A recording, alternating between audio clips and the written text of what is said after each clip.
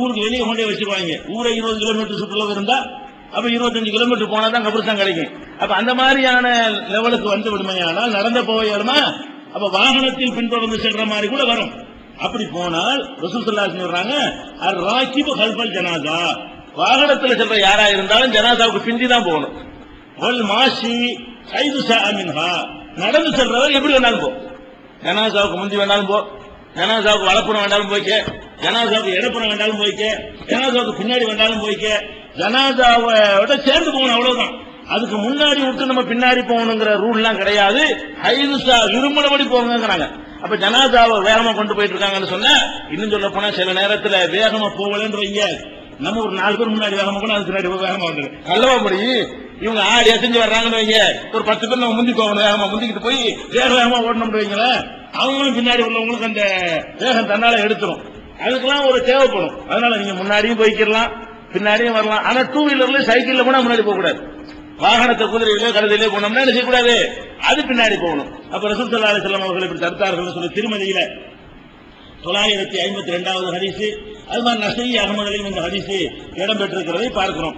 ஆனால் சில பேர் என்ன செய்வாங்க, வாகனத்துல போகலான்னு வந்துருச்சுல 2 சட்டம் வழங்குறோம். ஜனாசாவுல வாகனத்துல போறவர் பின்னாடி போகலான்னு மட்டும் வழங்கல, ஜனாசாவை பின்தொடர்ந்து வாகனத்திலும் போகலாம். வாகனம் நடந்துதான் போகணும்னு சட்டம் கிடையாது.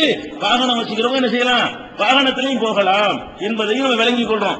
ஆனா வாகனத்துல போக கூடாதுங்கிற மாதிரியான ஒரு கருத்துவட ஒரு ஹதீஸ் ஒண்ணு இருக்கிறது. அந்த ஹதீஸ் என்னன்னு கேட்டா, ரசூல் ஸல்லல்லாஹு அலைஹி வஸல்லம் அவங்க வந்து ஒரு ஜனாசாவுக்கு போயிட்டு இருக்காங்க, பூர்வமா இருக்கும் போல இருக்கு. அதனால என்ன பண்றாங்க, உடனே ஒரு வாகனத்தை கொண்டு வர்றாங்க, குதிரையோ ஒட்டகத்தை ஏதோ ஒண்ணு செய்யறாங்க, கொண்டு வந்து ஏறுங்க ரசூலுல்லாஹ்வே அப்படின்னு கேட்கறாங்க. ரசூல் ஸல்லல்லாஹு அலைஹி வஸல்லம் பண்றாங்கன்னா, இல்ல நான் ஏற மாட்டேன் அப்படின்னு சொல்லிட்டு நடந்தே போறாங்க. திரும்பி வர்றான், முடிஞ்ச அடக்கம்லாம் செஞ்சு முடிச்சாச்சு. முடிஞ்ச உடனே பலம்மன் சரவ உத்திய விதாபத்தேன், முடிஞ்ச உடனே எதுக்கு ரசூலுல்லாஹ் நான் நடக்க வைக்கணும் அப்படின்னு மறுபடியும் கொண்டாந்து செய்யறாங்க. இப்ப ஏறுங்கன்னு சொல்றாங்க. உடனே என்ன செய்யறாங்க, ஏறிக்கிட்டாங்க. அப்ப கேட்கறாங்க சஹாபாக்கள், எதையுமே செஞ்சுட்டு கேள்வி கேட்டுருவாங்க. அவங்க கேள்வி கேட்டா மார்க்கம் கிடைக்குது. கேட்கறாங்க, முதல்ல மாற்ற நீங்க இப்ப ஏறுறீங்க, என்ன மேட்ரு, என்ன விஷயம் இது கேட்ட உடனே அப்ப ரசூல் ஸல்லல்லாஹு அலைஹி வஸல்லம் சொன்னாங்க, இன்னல் மலாயிகத்த கானத் தம்சி, ஜனாசா போகும்போது மலக்குகள்லாம் நடந்து வந்துட்டு இருக்காங்க. அப்ப நான் வந்து வாகனத்தை குலமக்குள்ளே அறுக்கப அவங்க நடந்துகிட்டு இருக்கும்போது நான் எப்படி வாகனத்துல வர்றது, மலக்கெல்லாம் நடந்து வந்துகிட்டு இருக்கிறாங்க, நான் ஏறி வாகனத்துல வந்தேன்னு சொன்னா அது எப்படி, அது முறை இல்ல. அடக்கி முடிச்சு எல்லாரும் போயிட்டாங்க, இப்ப நான் மட்டும் தான் திரும்பி வர்றேன், அதனால நான் வாகனத்துல வருவேன். ஜனாசா போகும் பொழுது மலக்குகள் வர்றாங்க, நல்ல ஜனாசாவுக்கு மலக்குகள் வருவாங்க ஒரு சட்டம் எடுத்துக்கலாம். மலக்குகள் வர்ற காரணத்தினால நான் என்ன பண்றேன், மலக்குகள் நடக்க நான் வாகனத்தில் வருவது என்பது எனக்கு உடன்பாடாக இல்ல. அடக்கி முடிச்ச உடனே மலக்குகள் வானவர்கள் நான் போயிட்ட காரணத்தினால் நான் இப்ப ஏறிக்கிறேன்னு சொல்றாங்க. இதை வச்சுக்கிட்டு அபுதாவுதுல 2763வது ஹதீஸ் சரியான ஹதீஸ் தான். இதை வச்சுக்கிட்டு என்ன செய்யக்கூடாது, போகும்போது ஏறக்கூடாது, வரும்போது தான் ஏறினாங்கிறாங்க. இது தப்பு. ஏன் தப்புங்கிறோம், ரசூல் ஸல்லல்லாஹு அலைஹி வஸல்லம் அவர்கள் அவங்களுடைய சிறப்பு தகுதி இது. மலக்கு நீங்க பாப்பீங்களா, நீங்களும் பார்த்தா வேணா அப்படி வைக்கீங்க. ரசூல் ஸல்லல்லாஹு அலைஹி வஸல்லம் அவர்கள் மலக்குகள் நடந்து வந்ததை பார்த்தாங்க, பார்த்தா தானங்க மரியாதைலாம். இப்ப கூட எத்தனை மலக்குகள் நிற்பாங்க, நம்ம மரியாதை கூட இப்படி சாஞ்சி உட்கார்ந்துருப்போம், இப்படி இருப்போம். மலக்கு இருக்குமா என்ன இப்படி உட்காந்து பார்த்தா தானப்பா மரியாதைலாம். ஆக்காட்டி இந்த ஸ்கிரீனுக்கு பின்னாடி வாப்பா இருக்காரு, நீங்க எப்படினாலும் சேட்டை பண்ணலாமா, எப்ப மரியாதை, என்னோட மரியாதை நம்ம கேட்பாங்களா? இந்த ஸ்கிரீனுக்கு பின்னாடி வாப்பா இருக்காரு, நீங்க பார்க்கல, நீங்க என்ன சேட்டை வேணாலும் பண்ணனாலும் அப்பனை வச்சுட்டு மரியாதை இல்லாம நடக்கிறார கேட்பாங்களா? மரியாதைங்கிறது எப்ப, கண்ணால பார்த்தா தான். அல்லது வாப்பா நிக்கிறாரு, முதுகுக்கு பின்னாடி நிக்கிறாரு, இவன் சேட்டை பண்ணிட்டு இருக்கிறான், யாராச்சும் அவன் போய் கேட்பாங்களா, என்னடா வாப்பாக்கு மரியாதை இல்லைன்னு, வாப்பாவா அப்படிமா, இவனே இல்லையா? மரியாதை எப்ப, கண்ணால பார்த்தா தான். பார்க்கலன்னா மரியாதை பேசவே கிடையாது. அப்ப மலக்குகளை வந்து அல்லாஹ்வுடைய ரசூல் பார்ப்பாங்க, நம்ம பார்க்க மாட்டோம். இறை தூதர்ங்கிறதுனால வானவர்களை பார்க்கிறாங்க. நமக்கு என்ன சொன்னாங்க, அர்-ராகிபு கல்பல் ஜனாசா, வாகனத்தில் வருவன் ஜனாசாக்கு பின்னாடி வரலாம், வாகனத்தில் வரலாம்னு அனுமதி கொடுத்துட்டாங்க, ஜனாசாவுக்கு பின்னாடி வரணும்னு சொல்லிட்டாங்க. நமக்கு பெர்மிஷன் கொடுத்த பிறகு மலக்கு வருவாங்க மலக்கு வர மாட்டாங்கிற டாபிக் நமக்கு கிடையாது, நம்ம வாகனத்தில் வரலாம். அது அல்லாஹ்வுடைய ரசூலுடைய சிறப்பு சட்டம் என்பது என்ன செய்யணும், புரிந்து கொள்ள வேண்டும். இது நமக்கு ஒன்றும் தடை கிடையாது.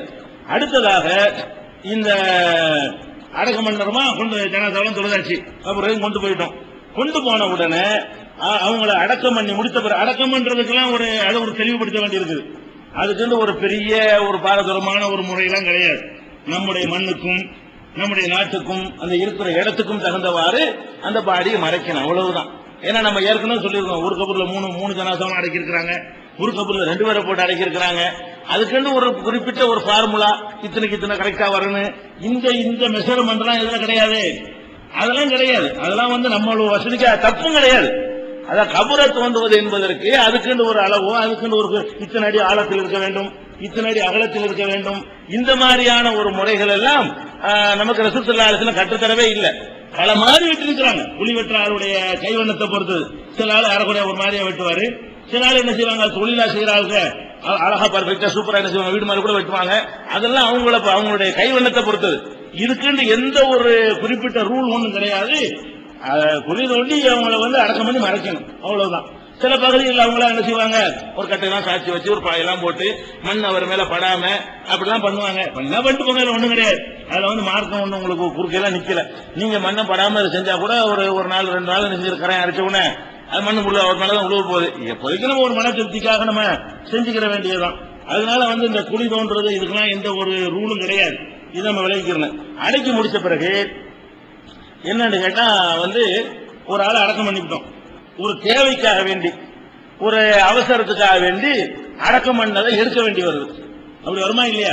அது ஒரு நவீன காலத்துல கொலை செஞ்சு போச்சுடுவாங்க, கற்கொலைன்றுவானுவோ, இயற்கை மரணம்ன்றுவாங்க. கடைசியில் சம்பந்தப்பட்டவங்களுக்கு கம்ப்ளைண்ட் கொடுத்தவன மறுபடியும் பாடியை தோண்டி பார்த்தா தெரியுங்கிறதுக்காக வேண்டி என்ன செய்வான், அடக்கம் பண்ண பாடியை தோண்டி எடுப்பான். இந்த மாதிரி எல்லாம் ஒரு ஆளை அடக்கம் செய்து விட்டு திருப்பி எடுக்கலாமா, எடுக்கிறதுக்கு மார்க்கத்தில் அனுமதி இருக்கான்னு கேட்டா அது கூட அனுமதி இருக்கிறது. இந்த மாதிரி ஒரு பெரிய நோக்கத்துக்கு இல்ல, சும்மா ஒண்ணுமில்லாத ஒரு நோக்கத்துக்காக கூட என்ன செய்யலாம், அது மாதிரிலாம் செய்யலாம். அதுக்கு என்ன ஆதாரம் கேட்டா, ஜாபீர் ரலியல்லாஹு அன்ஹு அவர்கள் அறிவிக்கிறாங்க, உஹது போருக்கான நேரம் வந்த உடனே லஆனி அபி, இந்த ஜாபீருடைய தகப்பனார் அப்துல்லா இருக்காங்கல்ல, அவங்க உஹது போர்ல கொல்லப்படுறாங்க. கொல்லப்படுறதுக்கு முன்னாடி, போருக்கு போறதுக்கு முன்னாடி ஒரு இளைஞர் ஜாபீர் ஒரு 18 வயசு 16 வயசு இளைஞரா இருக்கிறாரு. அவரை தகப்பனார் கூப்பிடுறாரு. கூப்பிட்டு சொல்றாரு, லஆனி அபி மினல் லைலி, மறுநாள் உஹது போர், ராத்திரி என்னை தகப்பனார் கூப்பிட்டார். கூப்பிட்டு சொன்னார், ஃபகால மா அரானி இல்லா மக்தூலன் ஃபி அவ்வலி மன் யுக்தல் மின் அஸ்ஹாபி நபி ஸல்லல்லாஹு அலைஹி வஸல்லம், ரசூல் ஸல்லல்லாஹு அலைஹி வஸல்லம் தோழர்களில் கொல்லப்படுவார்களே அதுல முதல் நானத்தான் இருக்கும் போல இருக்கு. நான் ஒரு வைராக்கியமா இருக்கிறேன். இந்த களத்துல நம்முடைய வீர தீர பராக்கிரமத்தை காட்டியே ஆகணும்னு நான் உறுதியா இருக்கிறேன். அதனால நான் அநேகமாக கொல்லப்பட்டு விடுவேன் முதல் நாள் சொல்றாரு. அதனால இன்னி லா அத்ருக்கு பாதி அஸ்ஸாலைய மின் கைர நப்ஸி ரசூலுல்லாஹி ஸல்லல்லாஹு அலைஹி வஸல்லம், என்னுடைய மரணத்திற்கு பிறகு நான் விட்டு செல்பவர்களில ரசூலுல்லாஹ்வுக்கு அடுத்து முக்கியமான நீதான்பா. நான் போன பிறகு நான் விட்டு செல்றதுல ரொம்ப எனக்கு பிரியமான ஆள் ரசூலுல்லாஹ் தான். அதுக்கு அடுத்து யாரு, நீ தான் இருக்கிற. ரசூல் ஸல்லல்லாஹு அலைஹி வஸல்லம் அடுத்தபடியாக உன்னைத்தான் நான் ரொம்ப முக்கியமாக நான் கருதுகிறேன். இப்ப இன்ன அலைய தைனன், எனக்கு சில கடன்கள் இருக்கிறது, பக்லி நீ அந்த கடன் நிறைவேற்று. அகவாத்திய கைரா, உனக்கு அக்கா தங்கச்சிலாம் இருக்கு நிறைய, அது ஒரு விஷயத்த நல்லபடியா நடந்து. நீ ஒரு ஆள் ஆம்பளை பிள்ளை, பொம்பளை பிள்ளை விஷயத்துல நீங்க தங்கச்சிமார்கள்ட்ட ஒழுங்கான முறையில் நடந்துக்க அப்படின்னு எனக்கு வசியத்து செய்தார்கள். அசுபகனா விடுந்தது. இப்ப காண அவ்வள கத்தீரின் சொன்னபடி முதல்ல கொல்லப்பட்ட உஹது போர்ல ஃபர்ஸ்ட் கொல்லப்பட்ட ஆளை யாருன்னு கேட்டா அப்துல்லா தான் கொல்லப்படுறாங்க. ஜாபீருடைய தகப்பனாரு அப்துல்லா தான் கொல்லப்படுறாங்க.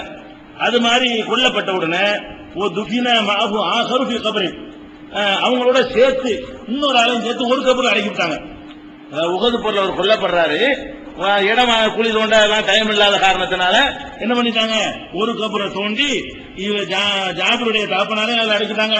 இன்னும் ஒரு சகிதையும் நினைச்சிட்டாங்க, அதுலயே ஒரு குழியில போட்டு அடக்கிட்டாங்க. அப்புறம் அடக்கினவொன்னு என் மனசு கேட்கவே இல்லை.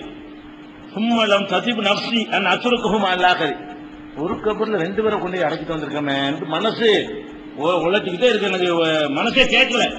அதுக்கப்புறம் என்ன பண்றேன், 6 மாசம் இதே நினைச்சிட்டு இருக்கிறாரு. 6 மாசம் கழிச்சு போய் தோண்டி மறுபடியும் எங்க வாப்பாவை தனியா எடுத்து வேற ஒரு குழியை தனியா வெட்டி அதுல அடக்கம் பண்ணிவிட்டேன் அப்படிங்கிறாரு.